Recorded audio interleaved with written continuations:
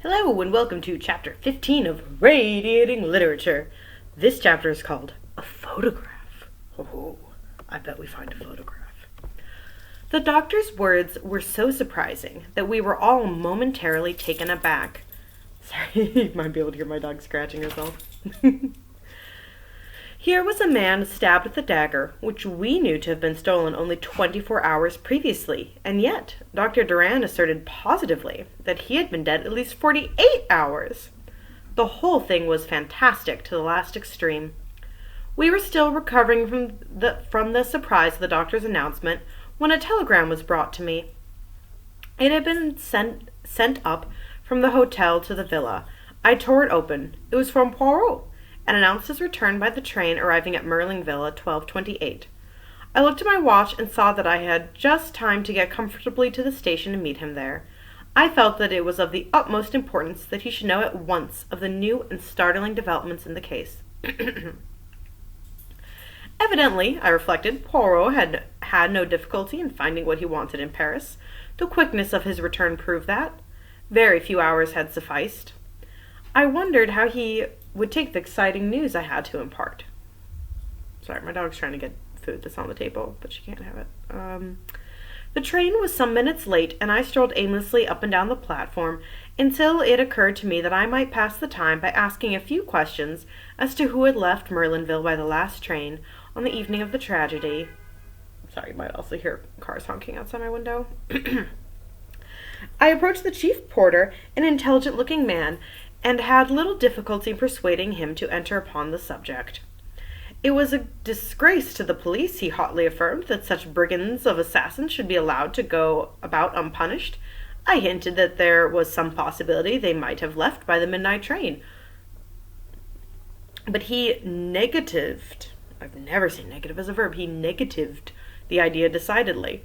He would have noticed two foreigners, he was sure of it. Only about 20 people had left by the train, and he could not have failed to observe them. I did not know what put this idea in my head. Possibly it was the deep anxiety underlying Martha Dubrill's tones. But I asked suddenly, young Mr. Renaud, young Mr. Renaud, he did not leave by the train, did he? Ah, no, monsieur. To arrive and start off again within half an hour, it would not be amusing, that. I stared at the man, the significance of his words escaping me. Then I saw, "You mean," I said, my heart beating a little, "that Jack Renaud arrived at Merlinville that evening?" "But yes, monsieur, by the last train arriving the other way, the 11:40. My brain whirled.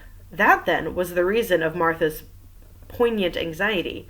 Jack Renaud had been in Merlinville on the night of the crime.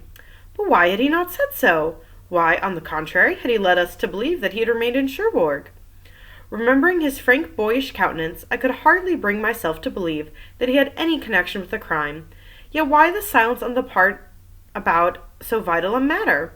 One thing was certain. Martha had known all along, hence her anxiety and her eager questioning of Poirot to know whether any one were suspected. My cognitions were interrupted by the arrival of the train. In another moment I was greeting Poirot. The little man was radiant. Radiant. That got my dog's attention. He beamed and vociferated. Nope, you can't have the food, girl.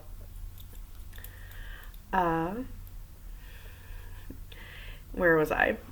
The little man was radiant. He beamed and vociferated and, forgetting my English reluctance, embraced me warmly on the platform. "Mon cher ami, I have succeeded to a marvel." "Indeed, I'm delighted to hear it. Have you heard the latest here?" "How would you that I should hear anything?" "There have been some developments, eh? The brave Gerard, he has made an arrest, or even arrests, perhaps. Ah, but I will make him look foolish, that one. And where are you taking me, my friend? Do we not go to the hotel? It is necessary that I tend to my mustaches." It says mustaches, but it must just be mustache.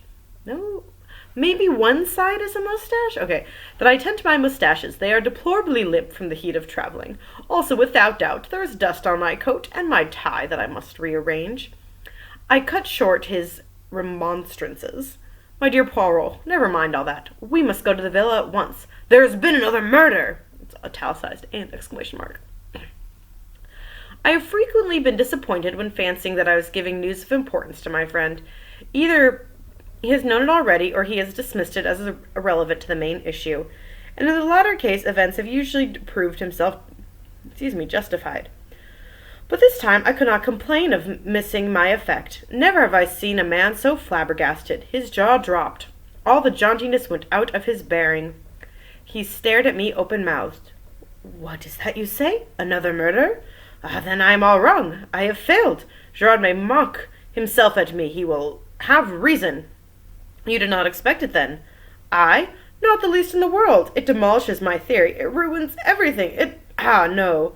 He stopped dead, thumping himself on the chest.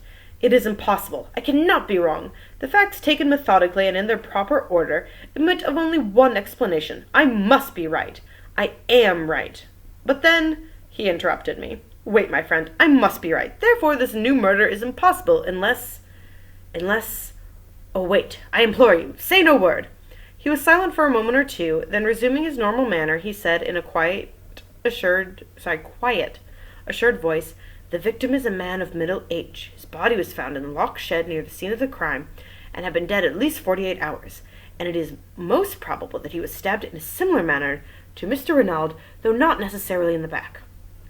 It was my turn to gape, and gape I did. In all my knowledge of Poirot, he had never done anything so amazing as this. And, almost inevitably, a doubt crossed my mind. "Poirot," I cried, "you are pulling my leg! You've heard about it already!" He turned his earnest gaze upon me reproachfully.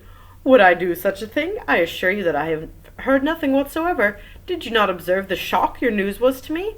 But how on earth could you know all that?" "I was right then, but I knew it. The little grey cells, my friend, the little grey cells. They told me." He sounds like a nut job. "Thus, and in no other way, could there have been a second death. Now tell me all. If we go round to the left here, we can take a short cut across the golf links, which will bring us to the back of the Villa Genevieve much more quickly." As we walked, taking the way he had indicated, I recounted all I knew, Poirot listening attentively.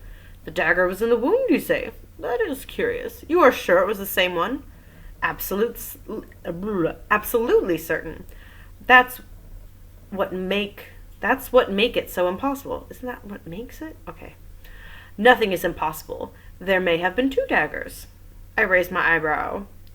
"Surely that is the highest degree unlikely. It would be a most extraordinary coincidence." "You speak as usual, without reflection, Hastings. In some cases two identical weapons would be highly improbable. But not here. This particular weapon was a war souvenir which was made to Jacques Renaud's orders. It is really highly unlikely, when you come to think of it, that he should have had only one made. Very probably he would have another for his own use. But nobody has mentioned such a thing," I objected. A hint of lecture crept into Poirot's voice. "My friend, in working upon a case, one does not take into account only the things that are mentioned. There is no reason to mention many things which may be important. Equally, there is often an excellent reason for not mentioning them. You can take your choice of the two motives." I was silent, impressed in spite of myself. Another few minutes brought us to the famous shed.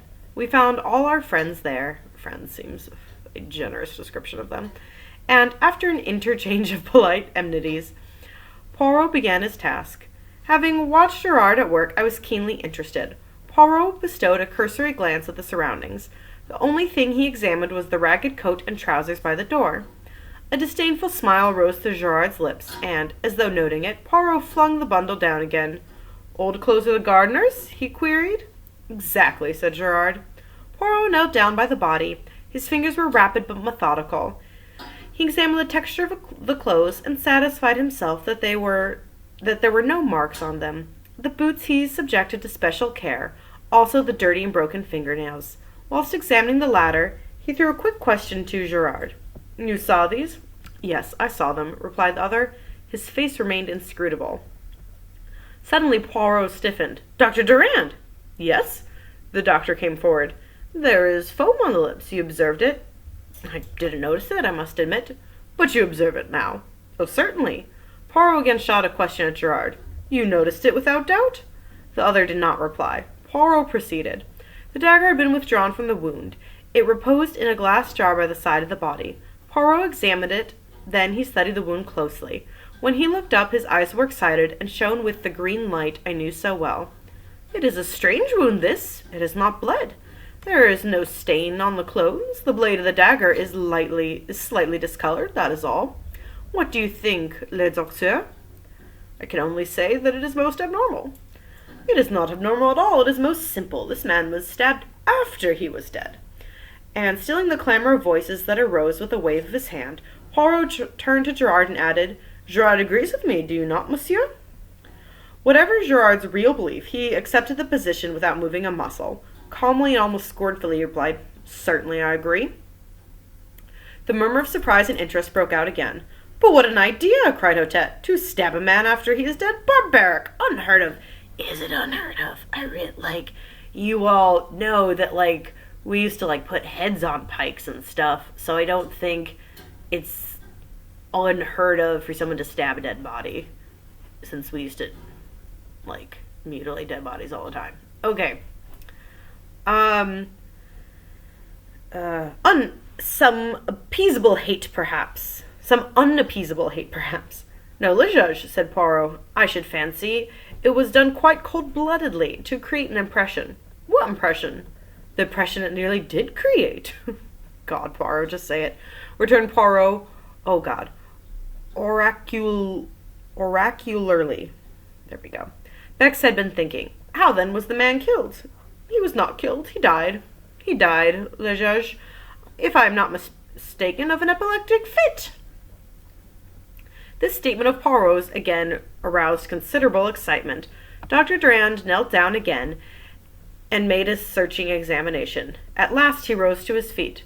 "Well, le docteur?" "Poirot, I am inclined to believe that you are correct in your assertion. I was misled to begin with. The incontrovertible fact that the man had been stabbed distracted my attention from any other indications. Poirot was the hero of the hour. The examining magistrate was profuse in compliments. Poirot responded gracefully, and then excused himself on the pretext that neither he nor I had yet lunched, and that he wished to repair the ravages of the journey. As we were about to leave the shed, Gerard approached us. "One more thing, Poirot," he said in a suave, mocking voice. "We found this coiled round the handle of the dagger, a woman's hair." "Ah," said Poirot, "a woman's hair. What woman's, I wonder?" "I wonder also," said Gerard. Then with a bow he left us. "He was insistent, the good Gerard," said Poirot thoughtfully, as we walked towards the hotel. "I wonder in what direction he hopes to mislead me. A woman's hair. We lunched heartily, but I found Poirot somewhat distrait and inattentive. Afterwards we went up to our sitting room, and there I begged him to tell me something of his mysterious journey to Paris. "Willingly, my friend. I went to Paris to find this." He took from his pocket a small faded newspaper cutting. It was the reproduction of a woman's photograph. He handed it to me. I uttered an exclamation. "You recognize it, my friend?" I nodded, although the photo obviously dated from very many years back, and the hair was dressed in a different style. The likeness was unmistakable. "Madame de Brille!" I exclaimed. Poirot shook his head with a smile. "Not quite, my friend. She did not call herself by that name in those days." "This is the picture of the notorious Madame Baroldi." Again, I'm just sticking with that as the pronunciation. Baroldi. "Madame Baroldi!" In a flash, the whole thing came back to me. The murdered child that had evoked such worldwide interest. The Baroldi case. And that is the end of chapter 15.